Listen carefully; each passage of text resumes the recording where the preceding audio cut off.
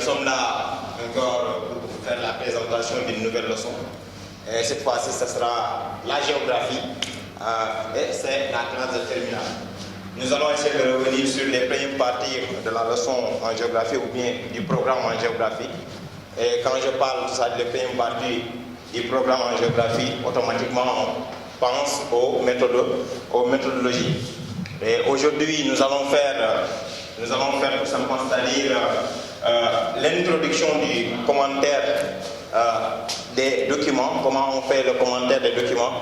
Et on va choisir une épreuve qui se présente le plus souvent à l'examen et que les élèves n'ont pas l'habitude de voir en classe. Et je veux nommer, c'est-à-dire les fonds de carte. Et on va essayer d'expliciter d'une manière plus claire, essayer d'expliciter pour que les élèves comprennent les fonds de carte et qu'est-ce qu'un fond de carte.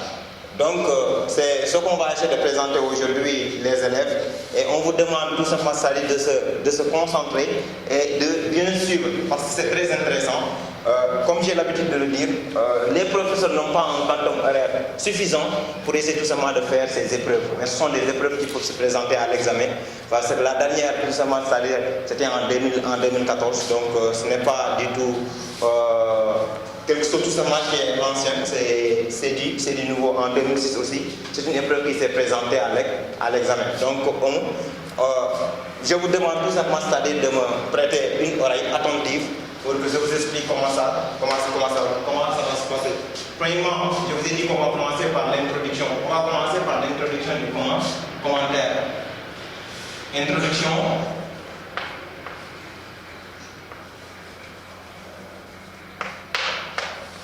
Introduction du ou bien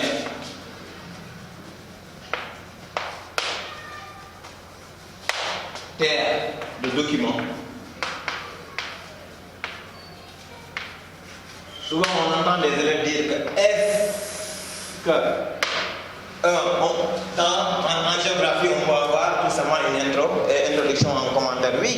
En géographie, il y a en géographie, plus précisément en commentaire, on peut avoir tout simplement, c'est-à-dire une introduction. Mais comment faire l'introduction? L'introduction d'un commentaire en géographie, ce n'est pas la même chose qu'une introduction en dissertation ou bien tout simplement, c'est-à-dire en commentaire philosophique ou bien en commentaire littéraire. Ici, le commentaire de document peut avoir une introduction. Premièrement, ce qu'il faut savoir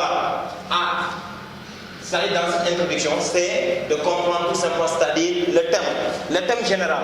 Premièrement, c'est de connaître le thème général des documents étudiés. Le thème général des documents étudiés.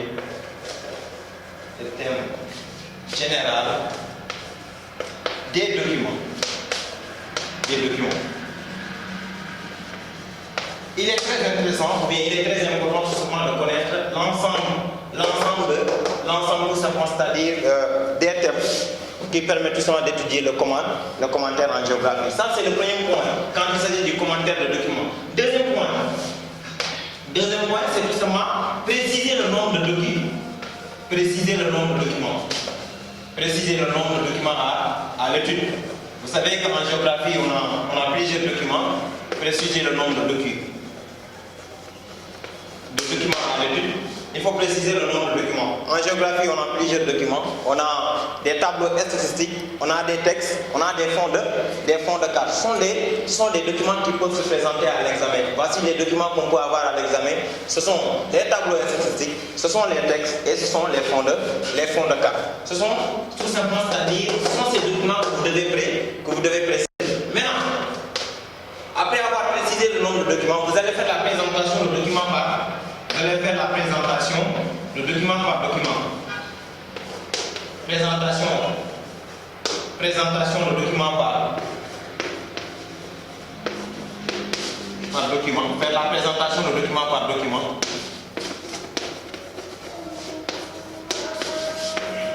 Faire la présentation de document par document. Faire la présentation de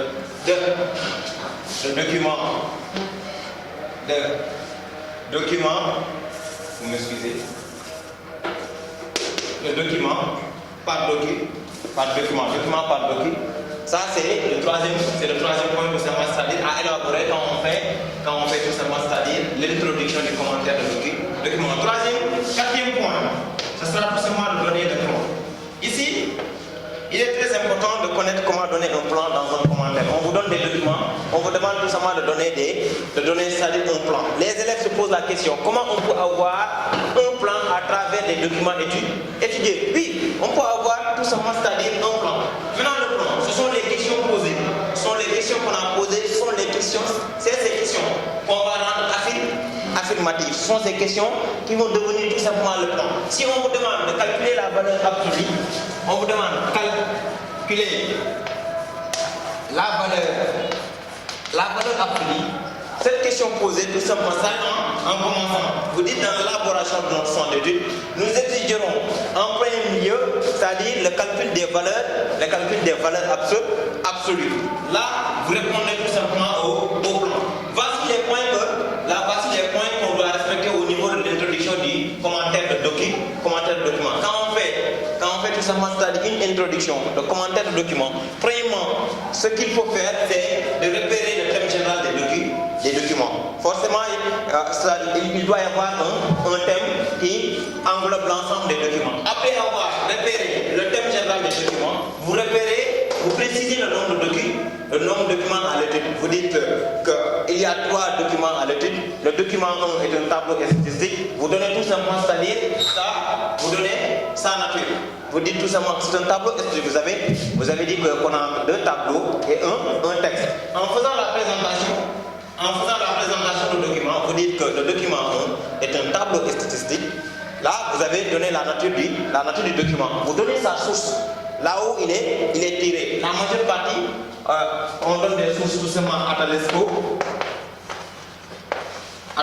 ou bien OMC. Vous savez, en géographie, les leçons dominantes, ce sont des leçons ce sont des leçons économiques, ce sont des leçons relatives à l'économie comme le système monde, ALENAN, Union européenne, tout cela ce sont des leçons. C'est pourquoi la majeure partie des sujets sont tirés de Talesco ou bien OMC. C'est ce que l'élève doit retenir. Maintenant, j'ai bien précisé, au niveau du plan, ce sont les questions posées, ce sont les questions qu'on a eu à poser, ce sont ces questions qu'on doit rendre affirmatives. Vous dites dans l'élaboration de notre centre d'études, nous allons étudier en premier lieu la valeur. Si on vous a posé la question de calculer la valeur absolue, vous dites que dans un premier temps, nous allons étudier la valeur absolue. Et dans un second temps, vous expliquez la seconde question, ainsi de suite, jusqu'à tout simplement que vous épuisez l'ensemble des questions. Là, c'était tout simplement, c'est-à-dire un petit rappel que je voulais faire en ce qui concerne l'introduction du commentaire de document. Maintenant, passons tout simplement, c'est-à-dire à l'épreuve du jour. L'épreuve du jour, c'est l'épreuve du jour. À l'entente de mes propos, j'avais dit qu'on va faire le fond de carte. Le fond de carte est l'une des épreuves qui peuvent se présenter au bac. Donc là, je dois comprendre, c'est-à-dire, qu'est-ce qu'un fond de carte? Un fond de carte, lorsqu'il est donné, c'est le plus souvent une carte vierge, là où on vous demande tout simplement, c'est-à-dire de remplir la carte. On va prendre l'exemple de la carte de l'Alpe. On va prendre l'exemple de la carte de l'Alpe. On va prendre l'exemple de la carte de l'Allemagne. Les élèves, c'est-à-dire qui ont eu à faire la carte de l'Allemagne aujourd'hui, quand on leur demande tout simplement de placer les pays limitrophes de l'Allemagne, automatiquement ils doivent comprendre. Donc, c'est-à-dire les pays limitrophes de l'Allemagne, ce sont ces pays-là. Ça, en jaune, ce sont les pays limitrophes de l'Allemagne. En 2014, c'est comme ça que ça s'est passé. On a donné l'Allemagne, on a donné la carte de l'Allemagne. Voici la carte de l'Allemagne. On vous demande tout simplement de placer l'ensemble des pays limitrophes. Si on me demande de placer les pays limitrophes de l'Allemagne, automatiquement je comprends. Il y a la France ici, il y a Luxembourg. Avant d'aller au niveau du Belgique, il y a le petit pays là, c'est le Luxembourg. Vous donnez la Belgique, Pays-Bas, et vous allez de l'autre côté, vous voyez, il y a la Pologne qui est là, Tchèque et Slovaquie, et en bas, il y a tout simplement l'Autriche. Ça, ce sont les pays limitrophes de l'Allemagne. Automatiquement, je place tout simplement les pays limitrophes de l'Allemagne. Mais la carte la plus compliquée, le plus souvent, c'est l'Union européenne. L'Union européenne est composée de 28 pays. On me demande tout simplement de placer une carte qui est vierge, comme ça. On me donne une carte qui est vierge, comme ça. On me demande tout simplement de placer l'ensemble des pays de l'Union européenne. On me demande tout simplement de placer l'ensemble des pays de l'Union européenne. Là, je dois maîtriser l'ensemble des pays qui composent l'Union européenne pour pouvoir placer chaque pays dans, tout simplement, c'est-à-dire dans son territoire. Vous voyez, la carte de la France, automatiquement, vous comprenez, en bas, il y a toujours Portugal, il y a l'Espagne, et ici il y a la France par exemple, et de ce côté-là il y a l'Allemagne. Là il faut tout simplement maîtriser l'emplacement des pays pour pouvoir le faire. Il n'est pas donné à n'importe qui tout simplement de faire un fond de carte. Mais dès à présent, j'exhorte à l'ensemble des élèves de faire tout simplement des entraînements. Il y a des fonds de carte. Vous allez, c'est-à-dire à travers le net, vous téléchargez tout simplement le fond de carte de l'Union européenne. Automatiquement, on va vous donner une carte qui est vierge. On vous donne une carte qui est vierge. Maintenant, vous allez avoir la réponse. Vous allez regarder l'ensemble des pays qui composent l'Union européenne. Après avoir obtenu, c'est-à-dire la carte vierge, vous commencez à remplir en regardant, c'est-à-dire la correction, vous commencez à remplir l'ensemble des pays. Et automatiquement, vous allez comprendre les pays qui composent et leur emplacement. Et l'autre carte, c'est la carte tout simplement de la mondialisation. C'est la carte de la mondialisation. Voici l'Afrique. Voici, si on peut. Voici l'Afrique. Voici l'Amérique. Voici l'Océanie de ce côté-là. Voici l'Océanie de ce côté-là. Et voici là. Et voici là. On me donne, c'est-à-dire ce fond de carte, on me demande de placer la triade. La triade sont les pays les plus puissants du monde, ce sont les trois pôles de la mondialisation avec plus d'économie. Là, je comprends, je regarde, on me dit, maintenant je sais bien que l'Amérique du Nord c'est de ce côté-là, l'Amérique du Nord c'est de ce côté-là, mais je dois savoir où placer l'Union européenne. Je ne peux pas venir en Europe de l'Est, automatiquement je place l'Union européenne. L'Union européenne, quand on parle de la triade, automatiquement je dois comprendre c'est au niveau de l'Europe occidentale. Je dois comprendre c'est au niveau de l'Europe occidentale. Là je place ici le Japon et la Chine en bas du Japon. La Chine en bas du Japon. Maintenant, on me demande seulement de placer les pays de faire la triade. Dans par triade, il y a trois. Donc, je suis obligé. Il y a l'Union européenne qui sert tout simplement, c'est-à-dire le Japon. Et Japon, qu'est-ce qu'ils vont faire? Ils vont essayer tout simplement, c'est-à-dire de servir à l'Amérique du Nord. Et l'Amérique du Nord, qu'est-ce qu'ils vont faire? Ils vont essayer de retourner la roue au niveau de l'Union européenne. Automatiquement, l'élève doit comprendre. Quand on me demande de placer la triade, je dois comprendre là où placer, c'est-à-dire les pays pour que ça me donne la triade. Vous voyez, j'ai placé l'Amérique du Nord. Quand on parle de l'Amérique du Nord, on parle des États-Unis. Il y a l'Union européenne, il y a le Japon. Souvent, certains disent Europe, mais c'est l'Union européenne. Il y a des pays qui n'en font pas faire partie, c'est-à-dire de la triade. Pourquoi on parle de l'Union européenne? Parce qu'il y a l'Allemagne qui est là-bas, qui est un pays très puissant économiquement. Il y a la France aussi, qui est un pays très puissant économiquement. Et Japon, nous savons, c'est l'un des pays les plus riches en Asie, accompagné de Chine. Actuellement, le pôle est en train de changer. On est en train de parler de la Chine à l'intérieur de la triade. Et là, en ce moment, je crois bien, ça ne va plus devenir triade, mais ça va devenir un autre nom au lieu de triade. Triade, c'est trois. Je quitte ici, je quitte tout simplement l'Amérique du Nord, les États-Unis. Je passe par l'Union européenne, je quitte de l'Union européenne, je passe par le Japon. Et en quittant le Japon, je retourne tout simplement, c'est-à-dire en Amérique du Nord. Ça, c'est un fond de carte. Un fond de carte, c'est une carte vierge donnée. Et on vous demande de placer l'ensemble des pays, ou bien on vous demande de placer, c'est-à-dire des pôles. Aujourd'hui, si on peut venir vous poser la question, on vous demande tout simplement de placer les pays du BRICS. On vous demande tout simplement de placer les pays du BRICS. Ce que les élèves doivent comprendre par là, mais c'est de connaître où ou bien dans quel continent se trouve chaque pays. Aujourd'hui, quand on parle de BRICS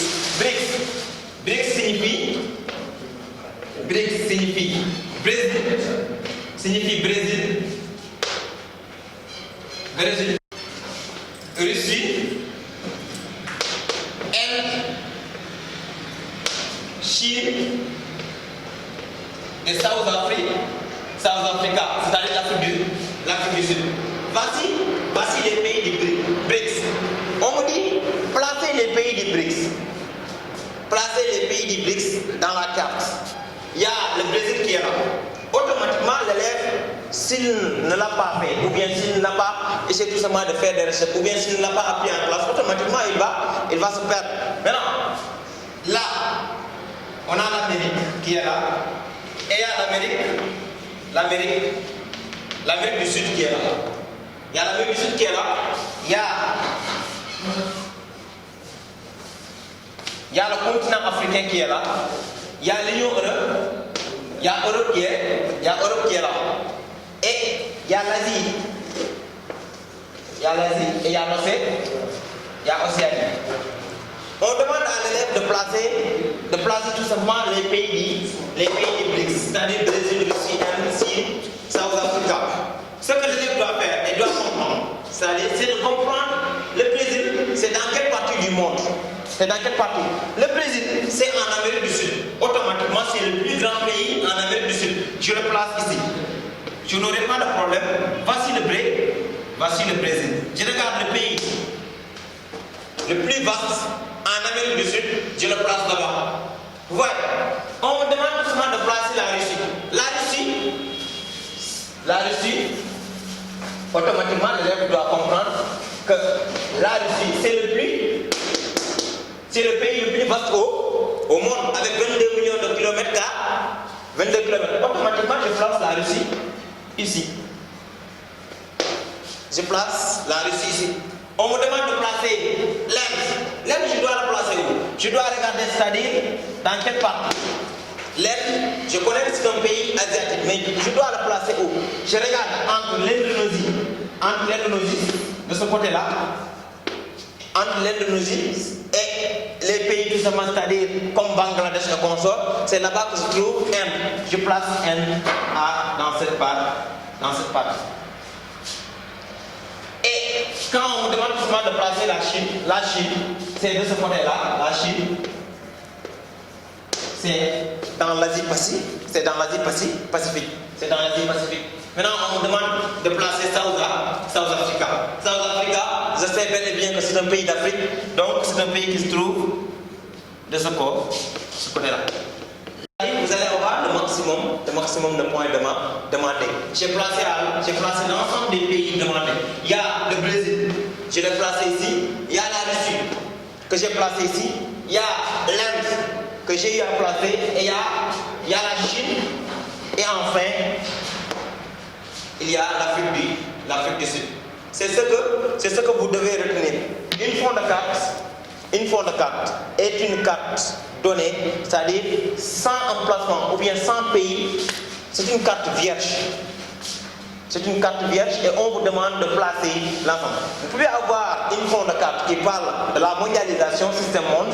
Vous pouvez avoir encore une autre carte qui parle tout simplement de l'Union européenne. Vous pouvez encore avoir d'autres cartes qui parlent, c'est-à-dire des phénomènes naturels ou bien des reliefs et consorts quand on parle de l'espace nord-américain.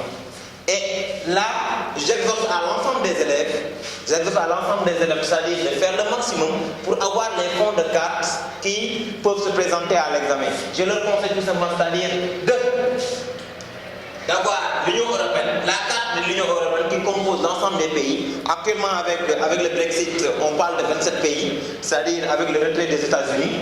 Mais ça n'empêche que vous prenez, c'est-à-dire l'ensemble des pays qui composent l'Union européenne, les 28 pays. Parce qu'on peut venir, tout à coup, on vous demande de placer l'Europe des 6. Si l'élève ne connaît pas tout simplement l'Europe des 6, automatiquement, c'est-à-dire, il va tout simplement, c'est-à-dire se perdre à l'intérieur de la carte. L'Europe des 9, l'Europe des 10, ainsi de suite. Vous savez qu'avec l'Europe des 9, on ne peut pas retirer le Royaume-Uni, parce que le Royaume-Uni en faisait partie. Donc, c'est ce c'est-à-dire c'est ce qu'on avait à vous proposer pour aujourd'hui et on vous remercie. À la prochainement. Merci beaucoup.